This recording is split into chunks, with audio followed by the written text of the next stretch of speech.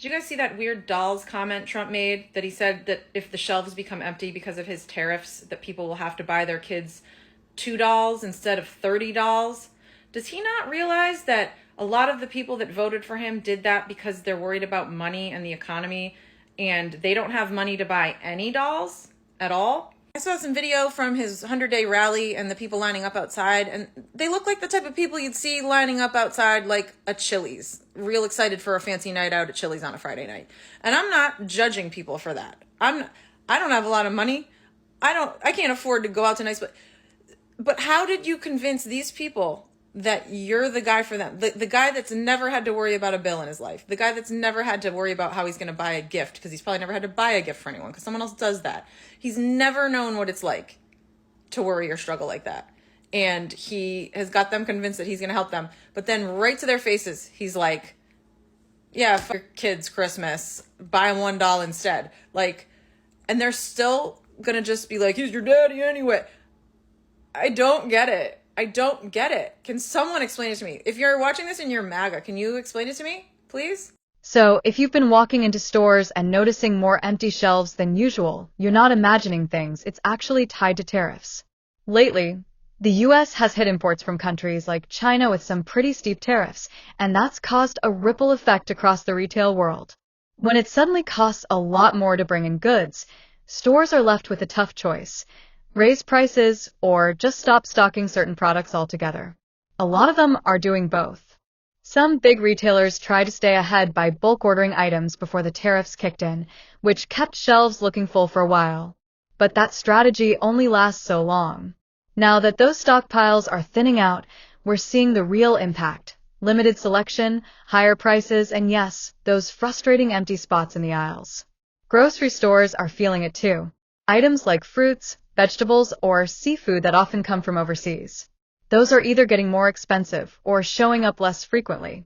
And that's not even getting into how this affects manufacturers and shipping ports. It's a chain reaction.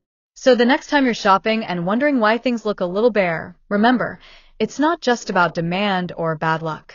It's global trade decisions playing out right in front of you. Things are getting real now because your ports are empty. Now things are getting real because large ports in the US, they are empty. Los Angeles, Seattle, almost no ships there. And it's already very clear when the last foreign ships will arrive. Now you will see what happens. Production, truck drivers, retail, everything will come to a standstill. Your shelves will be empty. Production of almost anything, because no product on this planet is manufactured by one country only. They all have components, and there are a lot of components coming from China. So no production because parts are missing. Medication is largely imported. So people will suffer or even die because you wanted to start a trade war. This will be an absolute disaster for you. And I don't have a bit of schadenfreude for you because this will really hurt.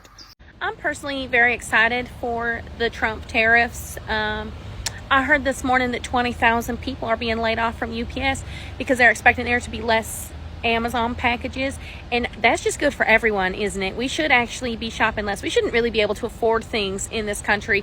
I'm personally really looking forward to the fact that there's going to be empty shelves at this here Target in just a few weeks because none of the ships from China and all those other countries are coming into port anymore. And I just love the idea of regular Americans suffering on an everyday basis so that rich people at the top can get what they want. But I also trust my God, King Trump, the most, and I know that he's doing what's best for everyone right now. I do recommend that you not rely on stores. I know you think you live in a first world nation, but joke's on you, ain't like that no more. So make sure to have a victory garden for the economic war we're about to be experiencing, and be grateful that things are going to feel hard for a while, because it's got to, right? A good leader wouldn't just throw you to the wolves, would they? And if shelves are already starting to look emptier now, what happens a few months down the line? When prices keep climbing and supply keeps shrinking, How long before families start skipping meals? Not by choice, but because they simply can't afford what's left on the shelf. What about the parents who already stretch every dollar? What are they supposed to do when staples like rice, bread, or milk double in price or disappear altogether? What does this mean for kids who rely on affordable groceries for daily meals? Do we really want to live in a country where food insecurity becomes the norm, not the exception? And sure, we hear the argument. Tariffs are supposed to protect American industries, bring back jobs, and reduce dependency on imports. But how much protection is too much, especially when it starts hurting the very people it's meant to help? If businesses can't afford to stock their shelves, if workers are laid off because supply chains are frozen, and if families are going hungry, are we really winning? Is this a long-term solution or just a short-term show of strength? Can hunger really be the price we're willing to pay to make America great again? And who exactly is deciding what great even looks like? If this is the cost of economic nationalism, are we sure it's a cost worth paying? Or are we just creating new problems while trying to solve old ones? What kind of future are we building? One where we stand tall, or one where we stand in line, waiting for food that never comes? What do you think? Does this feel like greatness to you? I know pointing out Republican hypocrisy is kind of trite and overdone, but it's really hard for me to listen to people on the right saying that we need to experience a little pain and suffering in the economy because it's ultimately going to be good for the collective in the future. When during the pandemic, when 3,000 Americans were dying a day, they couldn't bother to social distance, wear masks, or vaccinate. They only decide to be selfless when selfishness would mean they'd have to admit that they were even slightly wrong to support Donald Trump for president. Welcome, peeps. And welcome back to the shit show called Economics. So, legit question here. Have y'all come across empty shelves in the stores yet? My mom says she did. I personally haven't because I haven't really been out shopping. But if you haven't come across it, I fear that that's something that may be coming, and let me tell you why. So with these trade wars, right, they're really fucking up global logistics, especially in the realm of China, because we are getting less and less shipping containers coming in. And that also has a ripple effect because the people that work in these ports with these shipping containers, some of them unfortunately have been laid off, but also these truckers that, pick up these items and ship them across the country, they have also been laid off. But you also heard about UPS laying people off. That was big news. But I also found out that FedEx laid people off, DHL laid people off, and then important to us, Hormel Foods and US Foods laid people off, and they actually closed one of their locations in California. But when it comes to these shipping containers, these imports are about 20% of the trucking volumes that end up going across the country, right? So the question is, what do we get in these containers? Quite frankly, we actually get a lot. We get things like food, electronics, clothing, pet products, because my dog is over here huffing and puffing like she worked a 12-hour shift, and she's also spoiled and bougie, and we're gonna blame my mother for that, but that's not the point. We also get health and beauty products as well, right? So really expect like your local Target, Walmart, pet supply stores, and any other retail stores as well. They're gonna have less and less products.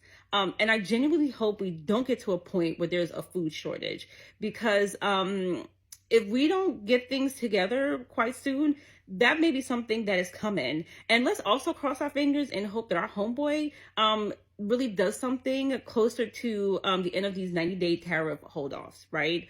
But if we don't get these trade wars under control, it's going to be an issue, because the longer it takes, the worse things will be. And then in addition to that, once we get things back under control, it can take weeks, if not months, depending how long this takes, for us to even get back to some kind of normalcy, right?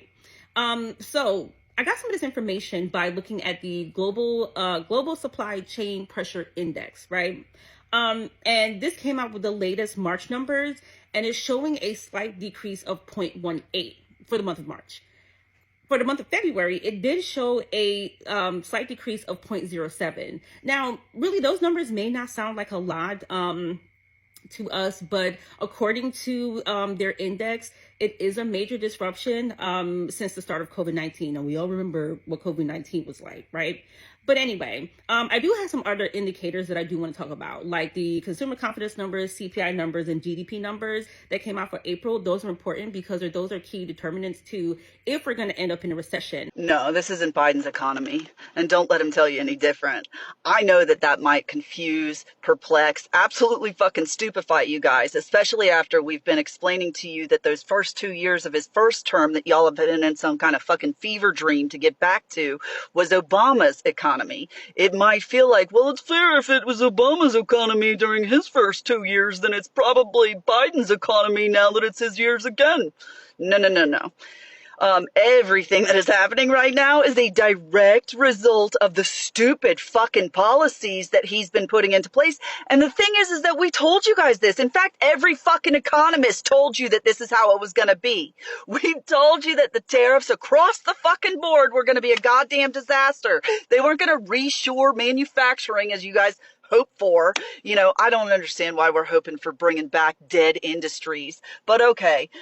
No, they weren't gonna, that's not what's gonna happen. We're just gonna go through a lot of fucking hell. The economists are saying that if we go into a recession right now, it is one of our own making. It's not one of our own making. It's one of his makings. This is absolutely his economy. The fact that the GDP has shrunk, the fact that the stock market has tanked, the fact that we might be heading for a recession is 100% a direct result of tariffs across the board. And then we're pausing tariffs, and then we're going back with the tariffs, and the tariffs are 145 to 245 fucking % with China. And then we've got Trump and Oppressor talking about how maybe the kids at Christmas will only get $2 instead of $30. And maybe those dolls will cost a few dollars more. Fuck you, man. Are you fucking serious? First of all, to act as though every kid in America gets $30. And so, I'm sorry if you have to only get $2 this year is just absolutely fucking bullshit. And then to act like it's just going to cost a few dollars more when economists and Target and Walmart CEOs are talking about empty shelves coming as a possibility of this. And when we have these empty shelves, better not be a single one of you guys out there going, oh, well, I remember this in COVID. This is just like COVID, or we'll get through it. No, this is completely of his making.